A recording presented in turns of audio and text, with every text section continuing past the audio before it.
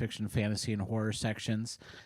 But this is one of my, both books are actually part of my favorite mystery series, and I've got to thank up front Ashley Zimbelman, who introduced us to Margaret years ago with your very first book, Killing Trail. And not hard to believe, you've got very long legs, book 9. Scott, you've got book 10 with Death Valley This Duel. is book 9. This is book 9 too? Okay. We're going along together. I Yep. miscounted. That's right. That's right. And you two tour all the time together, which is so much fun. We try to. We do. We've become really good friends, and it's just been a blast kind of coming out with these books together. Exactly. Every year we look forward to it because it's usually the Scott and Margaret show. And and actually 2 books that go very, very well together as well. I mean, both of you write outdoors style mysteries with very strong sense of character, very strong sense of place, and one of the most charming families you're ever going to see in both books. I love Chuck's family, and I love Maddie's extended family. Now that we're in book 9, we might have a few, not real spoilers, but Maddie's getting the ring. Yeah, she's getting a ring on that finger. So it's really, really exciting. So these are like people that we've grown up with and lived with for a really long time. So Scott and Margaret, do you mind giving us a little bit of an origin story of where your characters came from and when you decided to put it onto page? Okay. Shall I go first and then we'll go down Absolutely. the line? All right. Oh, I'm happy to do that. So Killing Trail was the first book, and what happened was that the first character that came to me in that book was Cole Walker, the veterinarian. I had always wanted to have a book with a veterinarian in it, and in fact, I had written 2 manuscripts with that. Those books will never see the light of day. They are buried, but went ahead and decided to make Cole one of the protagonists, and it only made sense to me, since I love police procedurals, that I would have a female canine handler as the other protagonist. And of course, Cole then became Robo's vet and Maddie's love interest. And Robo is Maddie's canine partner. He's a German Shepherd that's about 100 pounds. And he is a big, fierce dog who loves kids, and he's very social, so he's good in the community, but he's tough on bad guys. So that's kind of the origin of that. I really wanted it to be a series, and fortunately, I've been able to make it a series, and we've been able to get through it. Cole has 2 daughters. And he, in Killing Trail, the first book, he is newly divorced. And so he is trying to put his life back together. He's trying to learn how to be a single parent and take care of these kids, as well as his vet clinic. And so he has that baggage in the beginning. Maddie has had a very tough life. She had a rough upbringing in foster care system until she got in with her Mama T as a teenager. And then things kind of smoothed out for her a little bit, but she has baggage from her early years and felt abandoned by her mother at age 6. And so they both have some baggage that they have worked through in the 9-book series. And so here we are, Gathering Mist, book 9, and they've finally gotten together. Truly together. They're truly together. They're married. They're married at the very last chapter. And there are some things that kind of get in the way before that last chapter. But I'll tell you, they do finally get hitched. That's great. You'll hear right away the parallels between our series. You talked about sense of place, which is what is so powerful what Margaret does. And in my case, I really wanted to write about the national parks. I've loved the national parks my whole life. was fortunate to be raised by parents who took me to the national parks a whole bunch. My wife and I went off and took our 2 sons to the national parks a whole bunch, and I wanted to write about them in the same way that I respected Nevada Barr and how she did those wonderful mysteries. And of course, Nevada Barr had already taken the ranger to be the person who's transferred from park to park and has the mysteries crop up in each park. I'm from Durango, Colorado. Archaeology is kind of part and parcel of being from Durango, next door to Mesa Verde.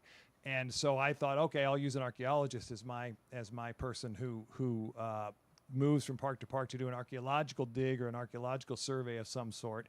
And then again, just like Nevada Barr, the bodies crop up. And the same deal. I wanted to have a family sort of mystery.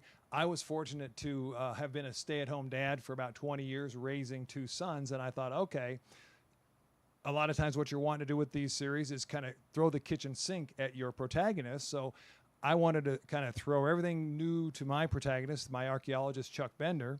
He's a newly married dad to a couple of girls, because I had a good time raising boys, but I felt good that I didn't have to raise girls. I was always kind of scared about raising girls. And so I thought, okay, this is a great way. I can raise a couple of girls if this is a series. As Margaret said, our goal always with these mysteries is to create a series. So I've been raising now through my character Chuck and his wife Janelle a couple of girls, and letting Chuck learn how to be, after having been a long established bachelor, how to be a dad and how to be a stepdad and work through that. So that's been kind of the role of the series. It goes from park to park, archaeological, and then the girls and Janelle end up being involved in the story somehow.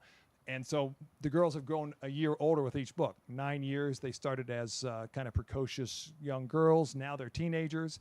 And in Death Valley Duel, we have got Carmelita, the athlete of the family, racing in an ultra trail running race across the Mojave Desert, and the rest of the family are serving as her support crew. And the race is 150 miles long.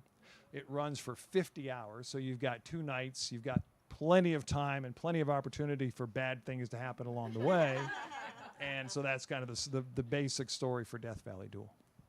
Now, is this race that you're discussing in the book, is it based off of a true race that actually happens, or is this something you made up? It is absolutely based on a true race, but backward. If anyone has heard of the Badwater 135, I believe it is, there's a race that is run 3rd weekend of July, if you can believe it, every year in Death Valley. They leave the base of Death Valley in Badwater Basin, and they run over the 3 mountain ranges west through the Owens Valley to the end of the road where the climbers start to climb Mount Whitney. I basically turned the thing around because, of course, we're focusing on Death Valley. So I've got a race that is called the Whitney to Death 150, and they are running more in the backcountry. The Badwater race runs on pavement because they basically dump ice water on them the whole time while they're running. I set mine in April, so it's a little cooler. They're running through the backcountry where, again, bad things are more easy to have happen back in the backcountry, and they're running backward from the true race. They're going from Mount Whitney to the bottom of Death Valley over the course of those 50 hours. Regardless of where you place your books, death does follow. And Margaret, yours as well in Durango, and now in Washington in Gathering Mist, hence the title. So in this sort of situation, your books don't feel like Jessica Fletcher Murder, She Wrote mysteries, where no matter where it just so happens that death follows them in their wake. I'm not worried that Chuck is a serial killer or Maddie's a serial killer in real life, and whereas we know Jessica Fletcher really is. So I guess the question is based on, how do you make sure that the crimes feel believable? Because in all of your books, you do create very believable crimes, but you also have a little bit of fun with them as well. The good guys are always very good, but the bad guys are exceptionally bad in some situations. In Death Valley Duel, we've got a really, really interesting villain, for instance. And so I'm just curious where it comes from, and how do you balance the mystery so it doesn't feel like a 1980s mystery novel or mystery show. Well, in all of the other books, the first 8 books, we are in Colorado, fictional place called Timber Creek, Colorado. And my husband and I, he retired. closed his vet practice. We sold all of our cattle, and we moved to Washington State in 2022 to be closer to family. And seeing all those beautiful forests, I mean, you really have trouble seeing the mountains for the trees in Washington State. But I would look out there and I'd think, boy, this is a great place to hide a body. So, yes. So I felt like Maddie needed to come to Washington for one of the books. And unlike Scott's books, only a year and a half has taken place in Timber Creek rather than every year. So your kids have grown up, but Cole's kids stay pretty much the same age. And that was a choice because I didn't want Robo to age out of the series. So I had to keep it, pretty tight so that Robo wouldn't get too old to be her partner. But in Gathering Mist, I think the crime sort of started because I saw this cover first. Now, this cover was given to us by the designer for Standing Dead. And if any of you have read that book, it is set in the beetle-killed forests of Colorado. And they don't look like this. So, yes, all the trees are dead in that forest, and they're still standing. Well, this is what all the forests look like where we live now. And so that cover, I actually had to say, no, we can't use this cover for Standing Dead, but I saved it. And it became my inspiration for this. And in this book, Maddie and Robo have come to Washington at the request of a jurisdiction they're looking for a boy who has wandered off of a movie set, and he is the son of one of the movie stars.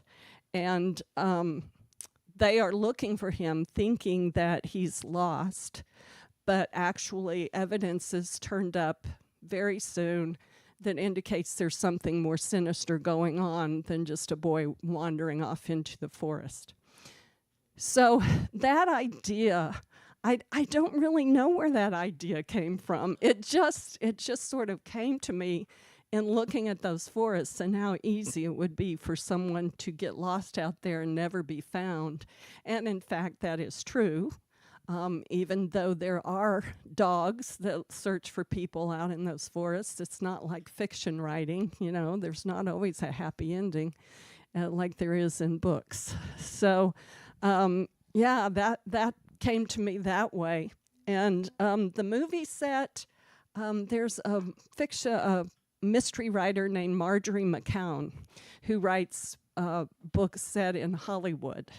And she has some pretty quirky characters on the movie sets. And she actually was working in the costume department of movie sets. And so she really knows what she's writing about.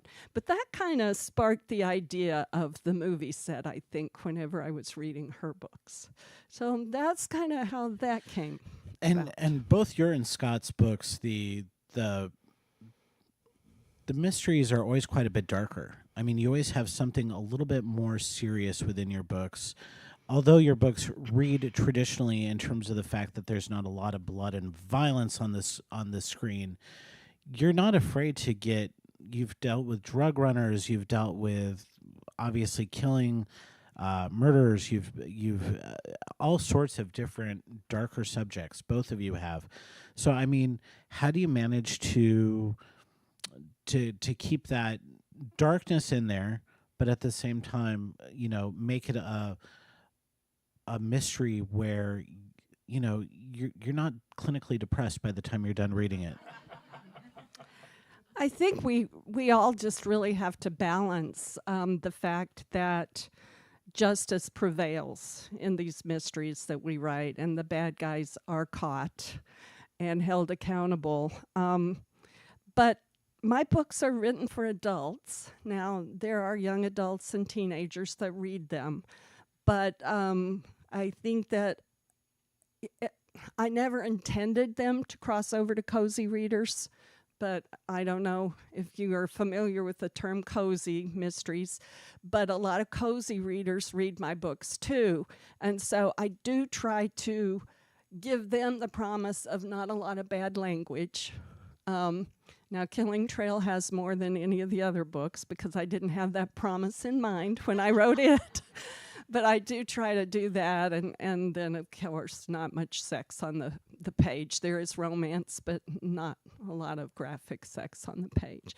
But I didn't promise them I wouldn't have bloodshed. No, you've kept plenty of bloodshed in your books, which is really, I mean, I enjoy it when you have your killer instinct comes out, and that hidden side of Margaret we never knew. And Scott, how about for you? I mean, in terms of, because your books do read in a traditional format in terms of, you keep things pretty clean, the violence isn't excessive, et cetera, et cetera. But again, your books are a little bit darker than what you would consider, a cozy mystery. That's why I call yours traditional rather than cozy, because they're not, they don't take place in a cupcake shop or someplace like that, or a small town in New England where everybody's pretty nice except for the one person who ends up dead.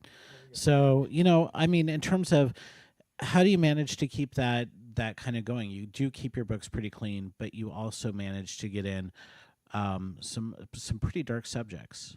Well, I just figure that's what we're reading murder mysteries for, right? I mean, the word murder is right there in it, and it's all of us that is the ultimate thing that can happen to us. We talk about why is mystery, if not traditionally right up there, the number one genre that people like to read around the world, and it's because it's that ultimate question that we're dealing with, these life and death questions. And so I started from the very beginning saying, yeah, people are going to die, and then to try to keep it lighter. Because I think that that's what we're kind of wrestling with internally. But to keep it lighter, I've had a goal of trying to find kind of new and I think in my mind kind of fun ways for people to die in the national parks. If you look around the national parks, there are just so many wonderful ways to die, or and then you can really turn them around, and then people do these really kind of. I'm looking at a park ranger from Canyonlands National Park in Utah who's over here in the corner, and so you know what I'm talking about. People get themselves in really bad cases, and it's sad. I mean, it really is. I mean, but people die all the time in very sad ways. But if you then look at that through a lens of what if a killer is playing in this playground, then you can really have some fun with it. And I think that to me is where some of the lighter feel of what I'm trying to do comes from. So, for example, in Death Valley Duel, the idea basically came from the fact that Sue, my wife, and I were crewing for our son in one of these ultra trail running races. And we were out in the middle of the night. They were coming into one of these aid stations, and so they've got the aid station set up where they're providing food and they're providing some medical whatever you need along the way. And then all the crews are out there in the middle of the night also providing extra changes of socks, or if you needed, well, you need this, you need that. So we're out there in the middle of the night, and these people are literally stumbling in. And they can barely stand up, many of them. It's been hailing, it's been raining, it's freezing, and people, there's just this whole thing going on. I looked around, I said, this is a great way to kill people, because they're already almost dead, right? And so it was like that kind of a light idea that then gave birth to the story that became the book. So I do like to think that yes, people are dying, but we're also out there in the outdoors where, bad things happen that can also be really interesting, rivetingly interesting to me anyway. Yeah, I love the fact that Chuck isn't like a raving alcoholic or anything like that, where I love Ian Rankin, but, boy, he really created a great broken character in John Rebus, whereas Chuck and Maddie, Chuck more so is less broken. Maddie, on the other hand, part of the reason for these books is sort of her story on healing in itself as a character. And, whereas, Chuck just really wants to see law and order and things done right. And he has a certain special set of skills that he can use to solve the crimes. In terms of location, both of your books and both of your books and your entire series are very important. But within your book, Gathering Miss Margaret, there's an extra special reason for this, and this is sort of a new training that's happening with rescue dogs, and that is called air sniffing. Am I do I have that Air word right? scenting. Air scenting. Air scenting. And actually, it's new for Robo, but it's not necessarily new for search and rescue Okay. dogs. Yeah, it's a new skill that Maddie is teaching Robo because he has shown a propensity for it. Maybe 3 or 4 decades ago, my husband and I took 2 dogs through search and rescue training in Larimer County. And it was so interesting to see the way the dogs work. And we did start their training with tracking on the ground and directing the dog's nose to the ground with a scent article. And the first person the dogs find get to be their owner. And so they're so happy, and they get lots of hugs and pats for finding a person. And then we gradually made the trail more and more difficult for the dog to follow. But one of our dogs, a Rottweiler named Ilsa, immediately would put her nose up in the air and start sniffing, and she could find the target without having to track on the ground. And we would make these zigzag patterns and stuff, and she was like, I know mom or dad is over there, so that's the way I'm going. So it was very interesting to see the different skills in the dogs. So in a search and rescue team, a lot of the dogs, the larger percentage will be tracking on the ground and trying to follow the scent that the target, we call him the target, is leaving as they walk. But air scenting dogs can go into an area, and what they're looking for is the target and the scent that's coming off on the breeze. So these dogs will go in and they'll just kind of quarter the area going back and forth. And then if they don't find the target, they've cleared that area. So it's very fast compared to trying to track on the ground. And then in Washington State, the rain does wash the ground track away. So these air scenting dogs are quite popular to bring in, and there's not as many of them because that particular skill isn't something that all dogs have, but hunting dogs do. So they are starting to use some of the, German short-haired pointers, lab retrievers, because they will show this propensity to air scent more than some of the other dogs like the German Shepherds. But so I decided to make Robo an air scenting dog so that we could put him on a search and rescue team in Washington State. It's a really interesting process that you bring us to. Scott, with you've got poisons, so to speak, in Death Valley Duel, but natural poisons. So I'm really curious with you, what was your impetus in terms of what was your research like, and why poison in this particular situation? Just for my own personal reasons, one of the things I've enjoyed doing is looking for ways to kill people that don't involve guns. It's just too easy, for one thing, and two, we've got enough problems with guns in this world as it is, and so. One of the neat things about being out in the outdoors in the national parks is that you've got lots of other ways to go. In general, if you read, and I'll back up real quick and get to the answer, is that one of the reasons I felt good about the series having some legs if I wrote it was, number one, Nevada Bar, but number two, the number one best-selling book at the Grand Canyon forever has been basically Death in the Grand Canyon, which is the compilation of all the ranger reports, the write-ups of how people died in the Grand Canyon. People are just fascinated with them. And when you look at how basically people die in the national parks in places like the Grand Canyon, a ton of them have to do with gravity, if you think about it, right?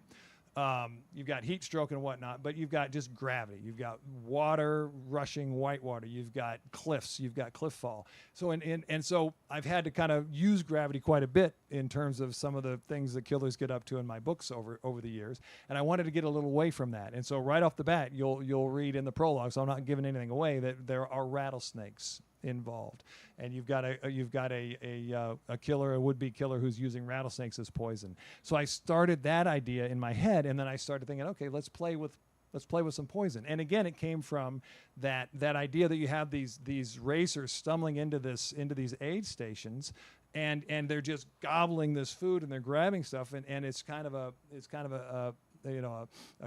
there's a bunch going on there, and it's an easy place, again, maybe slip some poison into the situation. So that was so it was kind of started with the poison, rattlesnakes, looking for new ways to do nefarious things to people, and then played from there. So what have you learned about rattlesnakes in terms of using them for a murder object, but B, in general? I mean, are they pretty common in Death Valley? Is this a pretty common occurrence of more people getting bit by rattlesnakes or by snakes in general? Yeah, one of the things that I like doing is not dissimilar to Margaret, where we learned so much about, well, we learned about veterinarian skills as well, but we learned so much from Robo about search and rescue and the canine world.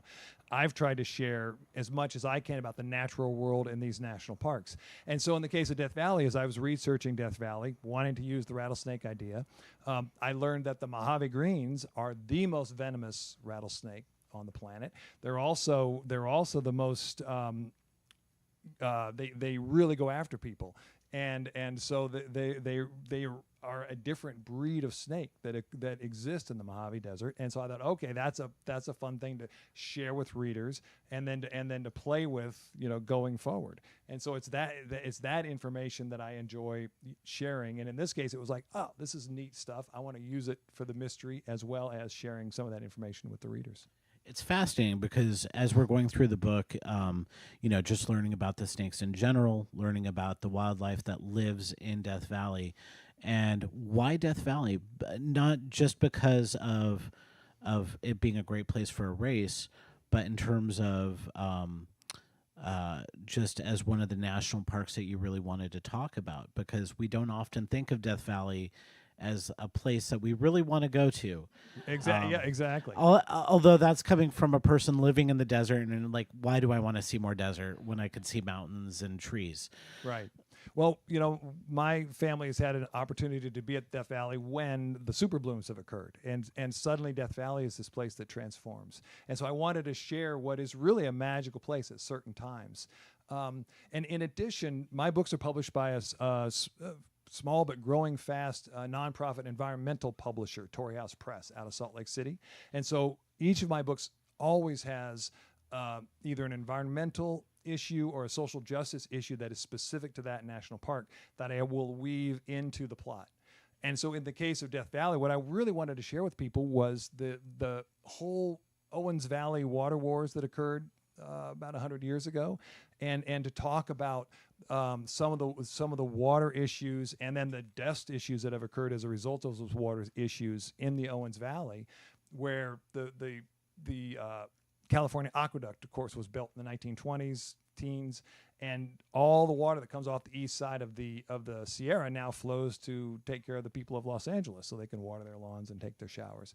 The result is the desertification of the Owens Valley, the drying out of Owens Lake, that was this beautiful lake in the valley over decades, and now the worst air in North America lifts off of that lake because the winds come in, and the empty lake, the dust is filled with arsenic and lead, and that's literally the dirtiest air in North America flowing into Death Valley. So I wanted to talk about that environmental issue, and I tie it to the Great Salt Lake and the fact that we've got 2 million people living next to the Great Salt Lake, and it's kind of next up on the chopping block right now. And so it's that issue that then drew me to Death Valley. Yeah, Great Salt Lake, I've heard, has started to dry up more and more as we've been dealing with climate change or whatever you'd want to call it. But yeah, it's really become quite an issue up there, up north. And if it turns into a Great Salt Basin, it'll be less exciting to live right next to, I would assume. Yep. So for Margaret, for you, this is in one way an ending because Maddie is finally getting married. But is it satisfying to see her character having changed and grown so much throughout the series? It really has been, and one of the things I really wanted to happen, which has happened, is that there's been that animal-human bond that has also helped Maddie heal. And Robo really was the first being that she learned to trust. And so that carried over then to trusting human beings.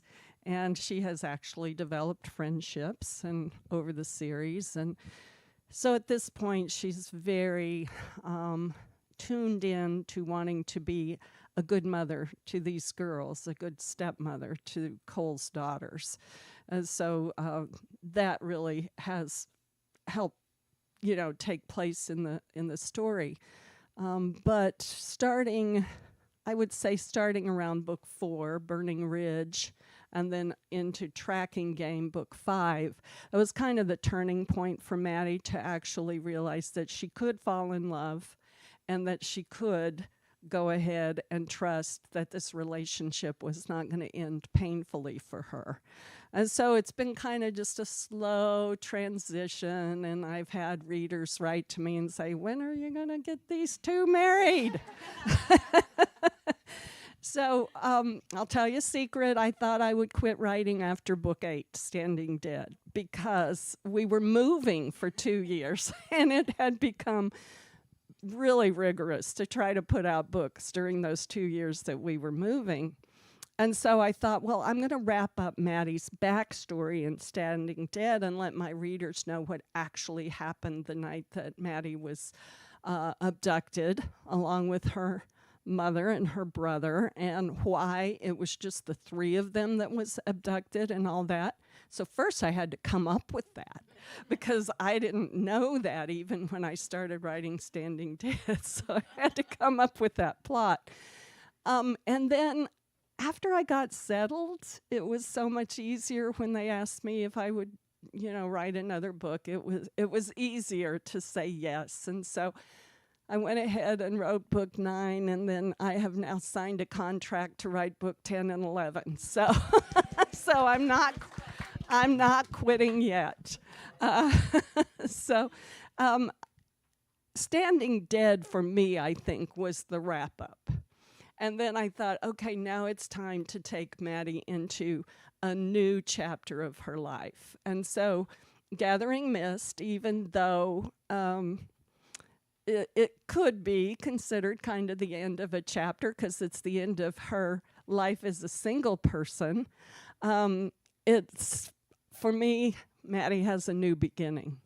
So from here on out, we have to kind of look at Maddie in her new life with her new family and what's taking place as she sees life through that lens rather than the old lens of trying to learn what happened to her and uncover some of her repressed memories. And so it's been really fun to write this book, and then I have a rough draft finished for book 10, and it's into the publisher, and it's being edited as we speak. So it's really nice. I really like it. One of the hard things about writing is the fact that, and you just brought it up, is the fact that you're discussing book 9 when you're fresh into book 10 a year later. And so it's one of those challenges when you come in and have to talk about the old, for you, this is the old book. And Scott, for you, this is the old book because you've got book 10 on the way as well. And so for that, I mean, do you have to go back and reread your books before you go on to tour? Because I probably would have to. Yes, it is kind of funny. I do have some people keep what they call a series Bible. Mine is extremely lax, and it is really a series ring binder, and it's very old school. but I do keep, pages on my characters that appear over and over, so I can remember eye color and things like that. But there's always something that pops up that I have to go and find in the old book, and it's very amazing to me that I can usually find that pretty easily, because for some reason my mind kind of bookmarks specific places, and I remember, oh yeah, it was about in that scene that I described this character, and so I can go to it pretty easily. But yeah, it's a little hard, really. I know I don't usually have time to go back and read the whole book, but I do try to skim through it a little bit. Yeah. Oh. And Scott, for you, what do you because you're touring later, you decided to wait until Margaret came with book 9 to discuss book 9 for you, which is with Death Valley Duel. I mean, so you're even further removed from this a little bit. Do you find it a challenge to talk about the new book? Actually, no, I have not found that to be the case in this case, because I toured with Death Valley Duel when it came out in June, and part of wanting to come down here was because Margaret was coming out in October with Gathering Mist, and so it was an opportunity for us to do it together. And then I'm up in Durango in the mountains, and I thought, okay, coming down to Phoenix in October will be a little cooler. Of course, all of us who are here tonight know that didn't exactly turn out to be the case, but it was an opportunity then. So the result was that I had this great chance to kind of get back up to speed on Death Valley Duel over the summer when I toured earlier, and so now I feel good about it. On the other hand, I have been spending the last few months in Great Sand Dunes National Park in my mind, up in southern Colorado, and so I've been having a great, a great time kind of spending the last few months there in mentally, and it's been really great. But this one in particular, because I think it's got the race, it's really got a ticking clock to it. It's one that has really stuck with me, and it's one that I'm really proud of. And so, no, it's a story that I think people really, that what I've heard, because it's been out for a while now, for a few weeks, people have really enjoyed it, and I really enjoyed writing it. So I'm really glad to hear that. And so the result is it's really stuck in my head. It's one that I really can still remember that plot, remember what's going on, and share it, I hope, with people as a result. And I can hardly wait to read the Great Sand Dunes mystery, because I went to high school in Saguache, Colorado, right there. We took our senior trip to the sand dunes. There you go. So I can hardly wait. So, where do you want to take Chuck other than the sand dunes? Because clearly, I mean, are we going to see the Appalachian Trails, or maybe are they going to take a trip up north to Canada, maybe, or? There's been talk about the different parks that are going forward, and it's really fun. What I talk with my publisher about those environmental issues, some of those social justice issues with the various parks, and we talk about where the publisher is trying to perhaps open up some new areas of interest. So we're looking at, for example, so it's kind of fun. We look at these things that are beyond just, okay, where's a good mystery, which is all part of it, but also what might help my publisher, because I'm so proud of my publisher, Torrey House Press, and what they are doing.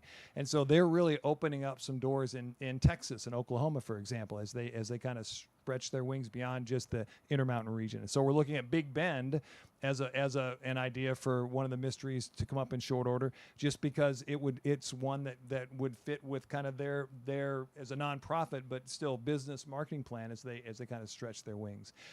Zion is probably going to be number 11. Just because it's a beautiful place. I've been wanting to write about it. It's close to my home here, in Durango. And so Zion is probably going to be book 11. The big problem with Zion, and everyone in the audience here or listening online could help, is I need a nice alliterative title for Zion, and that's always the challenge, because I've got Death Valley Duel, we've got Canyonlands Carnage, we've got Saguaro Sanction, but Zoinks Zion, I mean, So we've been playing with that title as well, but Zion's probably going to be book 11. That is amazing. So, how about you, Margaret? So you're writing books 10 and 11, and there's probably, and you said you just finished the rough draft. Yes. Okay. For 10. So for you, are Can you give us a little bit of a nibble on what we might see a little bit in book 11 or book 10? Excuse me. I have never had a book that the theme was money. So I decided that this was the book that's going to have a theme as money. And in the beginning, chapter 1, the death is a friend of Maddie and Cole's, specifically more Cole, who works as the bank manager in the local branch. And he has a gravity-related death. And Robo and Maddie investigate that at the upper rim of the canyon and realize that he wasn't alone when he fell. And so it quickly turns into a police procedural, and they have to do a full investigation. And all of the subplots then kind of support this whole theme of money. Cole's ex-wife calls when he's busy in the middle of his day and asks for more alimony because he now lives in a 2-income family, which some of you may realize that doesn't really matter. It's usually just based on the ex-spouse's income, and it doesn't really matter if the ex-spouse remarries. So it's kind of interesting how I can do that, and I have a new drug that's an old veterinary drug, but it's a new drug that's being abused by humans, and that drug comes into play too. So it's a big mashup of different subplots and different ways these drugs can be used. And Cole, of course, gets to contribute to the case, and Robo gets to contribute to the case, just like the rest of the books. So, and it is back in near Timber Creek rather than in Washington State. So they didn't move like we did. But they can make appearances every now and again, probably. They sure could. And I kind of watching to see how readers like this search and rescue idea, because that really could happen. That's very feasible, that Robo could get onto a registry where he is sent into areas to look for people. So yeah, that could happen in book 11. But it's Timber Creek in book 10. So for both of you, you've been around your publisher for 9 years, and that's really unusual for a lot of writers who, may have a 3-book deal with one and then another book deal with another. And you really love your publishers too, which is also something that is really refreshing to hear. So I've got to ask, Margaret, with you, how has Crooked Lane been such a good fit? And Scott, you've touched a little bit on Tory Press being a good fit for you, but I'm just curious. Well, Matthew Martz was on the original team that founded Crooked Lane Books during, I think, 2013 or 2014. They became an entity, and Crooked Lane Books is part of the Quick Brown Fox Publishing Group, and it's their imprint for their crime fiction. And I met Matthew Martz back in 2014 in Denver at the Colorado Gold Conference.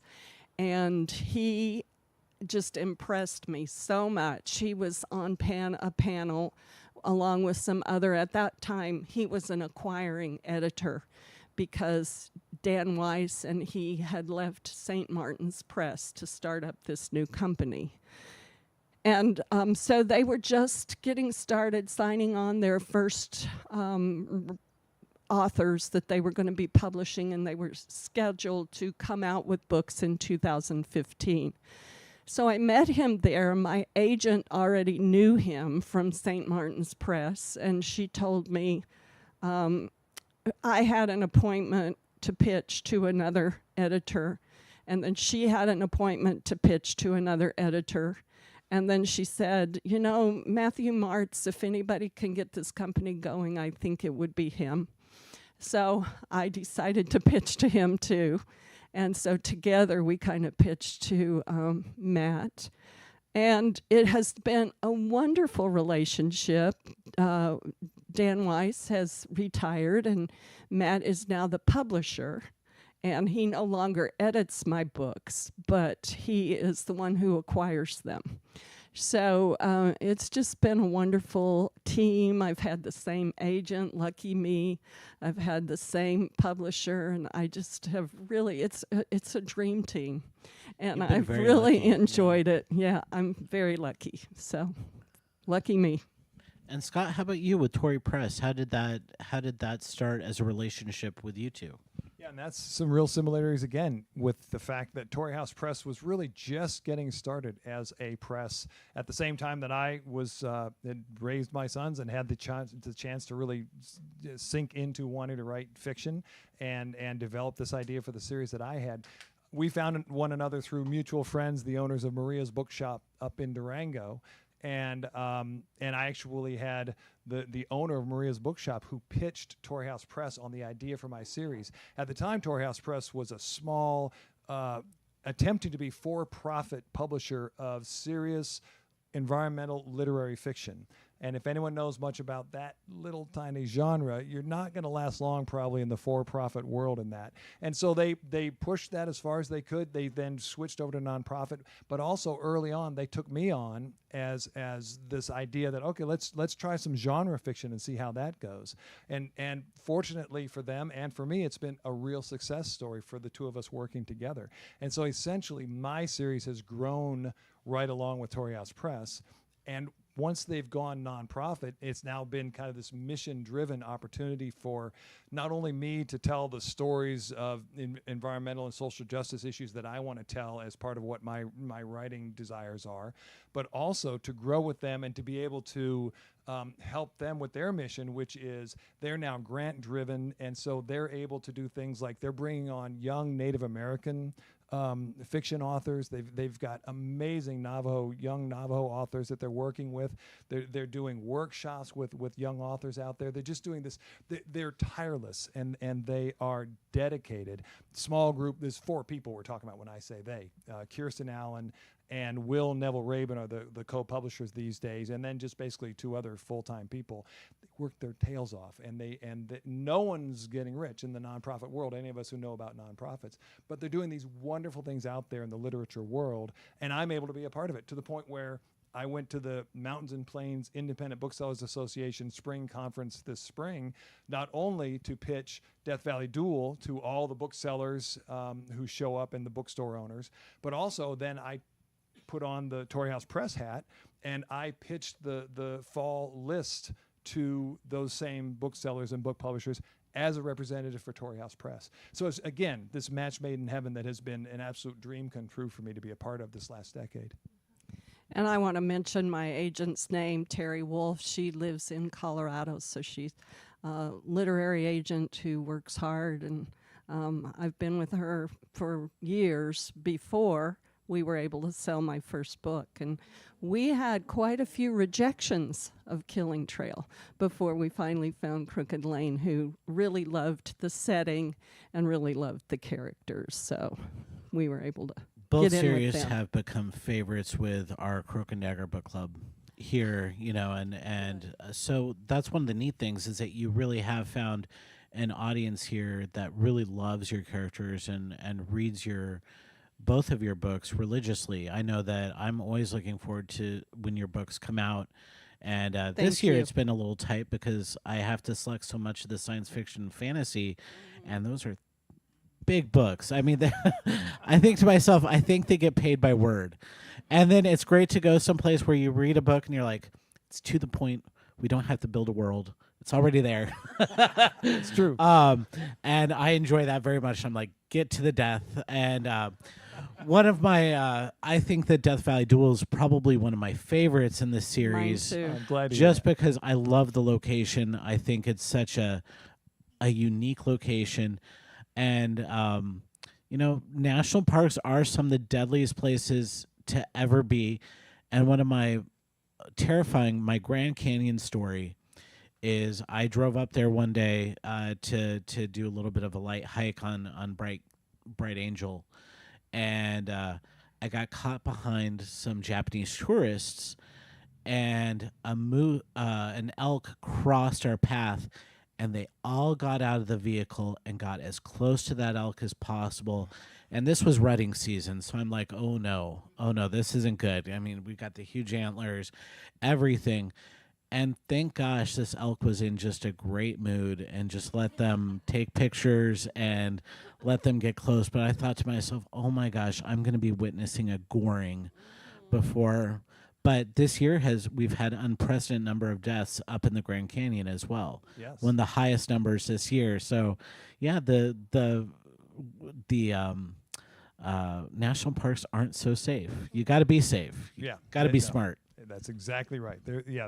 And that has been, as I said earlier, one of the sad as well as interesting facets of what I've worked on is that there are no shortage of these stories. I mean, we just had friends that did the river trip down the Grand Canyon for a couple of weeks. In the 2 weeks that they were on that river trip, there were 6 people who died in the Grand Canyon. So in just that one 2 week period, 2 drownings, 2 cliff falls, et cetera, et cetera. So.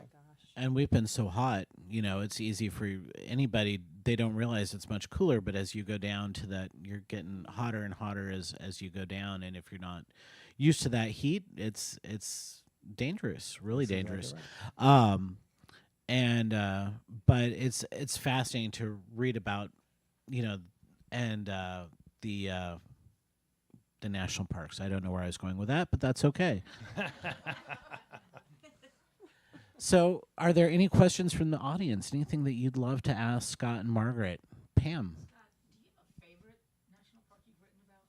Like a favorite book, a favorite park? I get asked that a lot, and honestly, Mesa Verde is my hometown park, and so I felt so good writing that, and I felt so good about capturing it because it's where I was raised and where I've spent a lot of time, and it's the most archaeological book, and so that's probably the one that is nearest and dearest to me. On the other hand, it really is true. The last one, the one you've just come out with, is always the one that's just the most, because you're talking about it and you're sharing it with people. And so right now, I mean, I think the race is really fun in Death Valley Duel. I've enjoyed kind of sharing with people about the Owens Valley water issue and talking about that. And so each new one is kind of like your new baby. So I will say that that's true too. Yes, sir.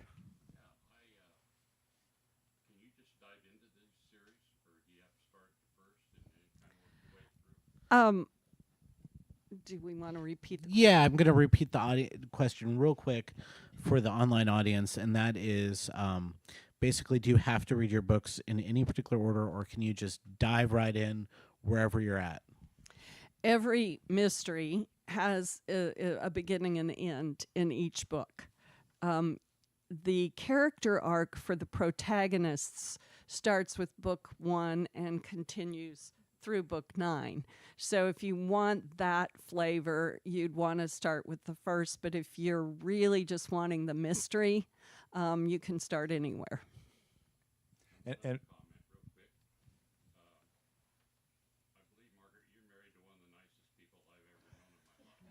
Oh, I like him too.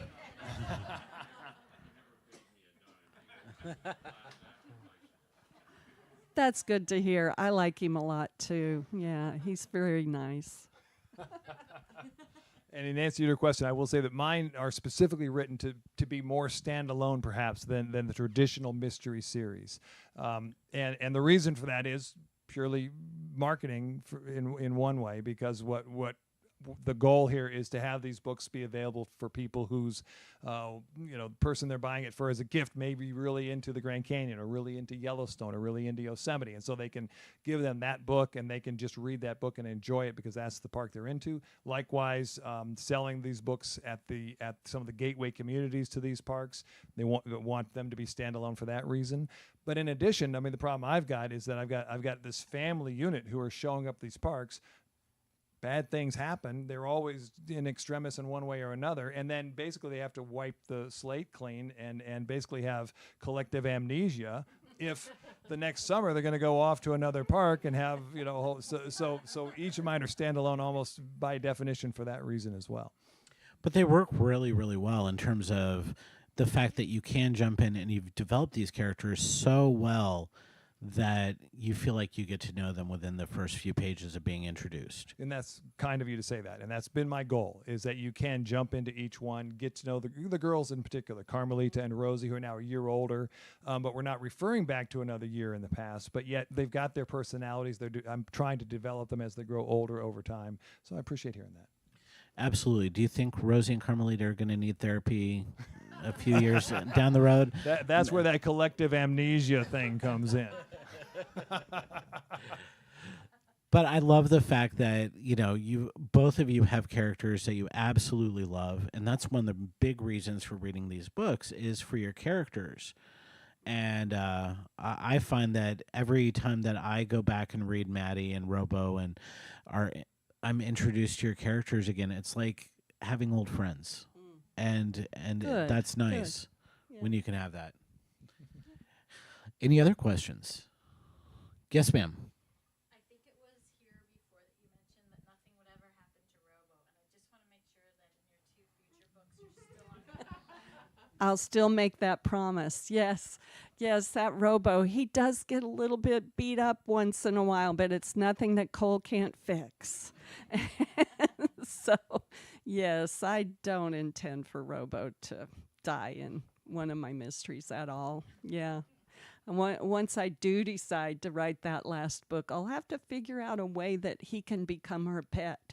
Because, these dogs are owned by the jurisdiction. They're not owned by their handlers. And so a handler might retire, but the dog won't unless he's ready for retirement. And then sometimes they can retire together. So I will have to figure that out. But no, Robo won't die. I promise you. I will have to say that there have been some books. I read The Drop this summer by Dennis Lehane, and he introduces a dog. And so I'm like, I don't trust you. And so I had to read through ahead of a few pages just to make sure that the dog was okay by the end. And it was, so I could continue on reading the book. And I will put a book down if you kill a dog. Kill as many people as you want. You do not kill a dog.